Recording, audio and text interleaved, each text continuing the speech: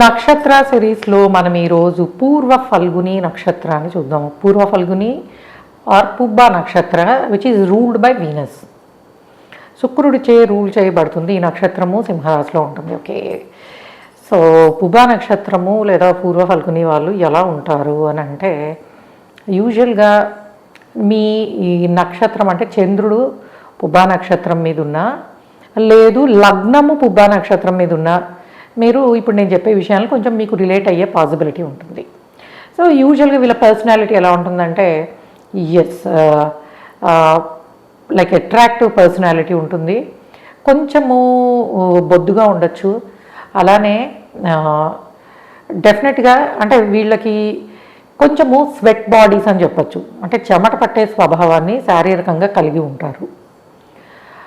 అలానే వీళ్ళ పర్సనాలిటీ చాలా అట్రాక్టివ్గా ఉంటుంది. ఎందుకనంటే because it's ruled by Venus, కాబట్టి శుక్రుడితోటి. సరే, వీళ్ళు ఎలా ఉంటారని అంటే, వీళ్ళ మనస్తత్వము అల్టిమేట్ ఫ్రీడమ్ని ఇష్టపడేవాళ్ళు. అంటే ఎవరి కంట్రోల్ వీళ్ళకి నచ్చదు. దే ఎంజాయ్ ఫుల్ ఫ్రీడమ్ని ఇష్టపడే అవకాశం ఎక్కువ ఉంటుంది. అలానే వీళ్ళలో ఏదో ఒక విధమైన టాలెంట్ అనేది డెఫినెట్గా ఉంటుంది. దానికి పేరు కూడా వస్తుంది. అంటే ఒక ప్రత్యేకమైన స్కిల్ అనేది వీళ్ళలో ఉండే పాసిబిలిటీ ఉంటుంది.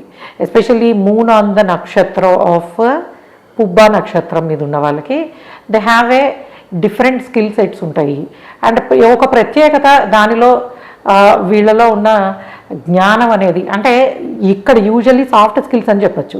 ఏదో ఒక దానిలో వీళ్ళకి పేరు రావడానికి అవకాశం ఉంటుంది.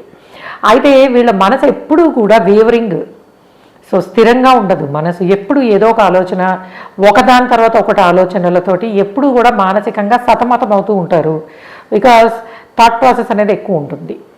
అలానే వీళ్ళకి ఇంట్యూటివ్ పవర్ చాలా బాగుంటుంది. అంటే వేరే వాళ్ళు వీళ్ళ దగ్గరకు వచ్చి వాళ్ళ బాధలు చెప్పుకోకుండా ఉన్న ముందే వీళ్ళు దాన్ని గ్రహించగలుగుతారు. ఓహో, వీళ్ళు ఈ ప్రాబ్లంలో ఉన్నట్టున్నారు, మన అడగకముందే మనం ఏదైనా హెల్ప్ చేద్దాము.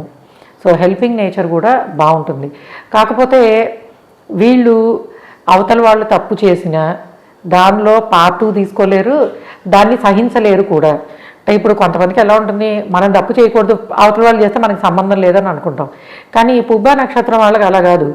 వీళ్ళు అవతల వాళ్ళు చేసిన తప్పుని సహించలేరు. ఈ కారణంగా ఏమవుతుందంటే, డైరెక్ట్గా ఉండే ఎనిమీస్ కన్నా హిడెన్ ఎనిమీస్ ఎక్కువ మంది ఉంటారు. అంటే మనకి వీళ్ళు శత్రువు అని అర్థమైంది అనుకోండి, జాగ్రత్తగా ఉంటాం. కానీ తెలియని శత్రువులు, సో అటువంటి శత్రువులు ఎక్కువ ఉండే అవకాశం ఉంటుంది. అయితే కమింగ్ టు ప్రొఫెషనల్ లైఫ్ ఎలా ఉంటుంది, ఎడ్యుకేషన్ బాగానే ఉంటుంది. ఎడ్యుకేషన్కి సంబంధించి ఇబ్బందులు ఏమీ లేవు. అయితే ఏంటంటే వీళ్ళు దే ఆర్ నాట్ సబార్డినేట్స్. వేరే వాళ్ళ ఆదేశాలను తీసుకోలేరు. వేరే వాళ్ళకి రెస్పాన్సిబుల్గా సమాధానం చెప్పలేరు. ఎందుకు, ఫ్రీడమ్ ఎక్కువ నచ్చుతుంది కదా, వేరే వాళ్ళ కంట్రోల్ నచ్చదు, వేరే వాళ్ళ కంట్రోల్లో ఉండడం నచ్చదు. సో ఈ కారణంగా ఏంటంటే 45 ఏజ్ వచ్చే వరకు కూడా ఒకవేళ వీళ్ళు కనుక జాబ్స్లో ఉన్నట్టయితే వీళ్ళు సతమతం అవుతారని చెప్పచ్చు. ఎందుకంటే ఎక్కువ కాలం వేరే దగ్గర పనిచేయలేరు because of this nature. So orders తీసుకోవాలి, వాళ్ళకి సమాధానం చెప్పాలనుకన్నా నా పని నేను చేస్తాను, నీకు సమాధానం చెప్పాల్సిన అవసరం లేదు అనే యాటిట్యూడ్ని కలిగి ఉండే పాసిబిలిటీ ఎక్కువ ఉంటుంది. అండ్ అలానే వీళ్ళు యూజువల్గా కెరియర్ స్ట్రగుల్స్ అనేవి 45 ఇయర్స్ వరకు ఉంటాయి.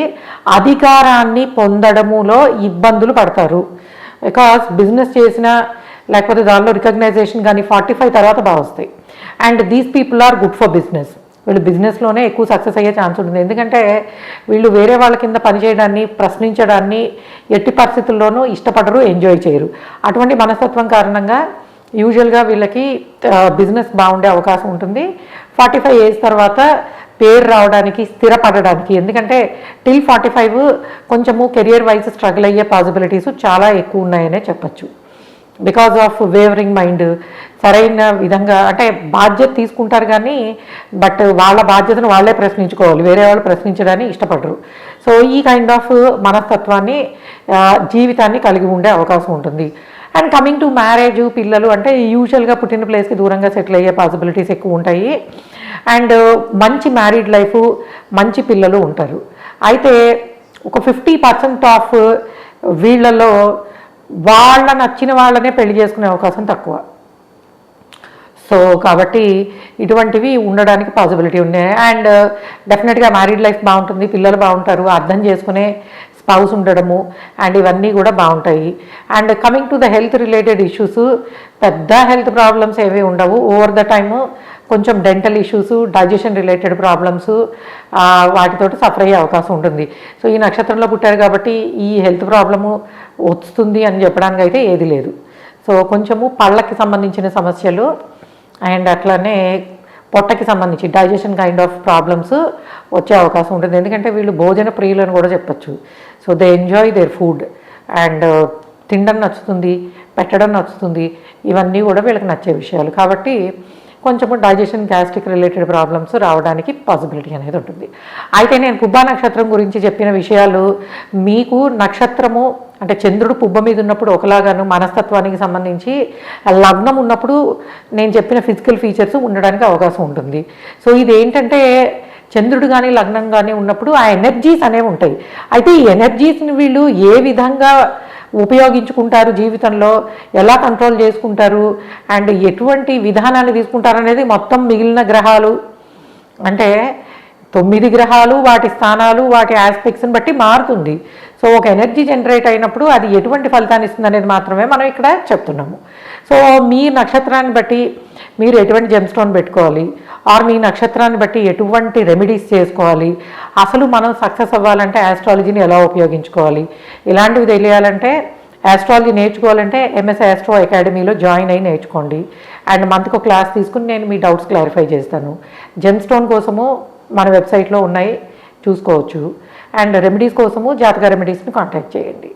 So okay guys, thanks for listening and please subscribe our channel MS astrology. By.